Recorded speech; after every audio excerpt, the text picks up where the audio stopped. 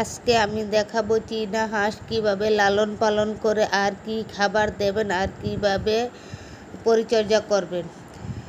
আসসালামু আলাইকুম প্রিয় দর্শক, কেমন আছেন? আশা করি সবাই ভালো আছেন।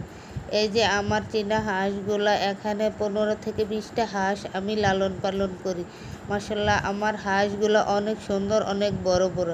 এখানে আমার সবগুলা হাঁসই বড়, সবগুলা হাঁসই আমার ঘরে ডিম পাড়তেছে। আর হাঁসগুলোকে আমি ভাত আর কুড়া এবং ধান খাওয়াতে দিই। আর এই খাবারটা খুবই পছন্দ করে এই হাঁসগুলা। আর হাঁসগুলা আপনাদের অল্প জায়গাতে লালন পালন করতে পারবেন। আর এই হাঁসগুলো অনেক চিল্লাচিল্লি করে না, খুব শান্ত প্রকৃতির হাঁসগুলো খুবই ভালো। আপনি অল্প জায়গাতে হাঁসগুলো সুন্দরভাবে লালন পালন করতে পারবেন।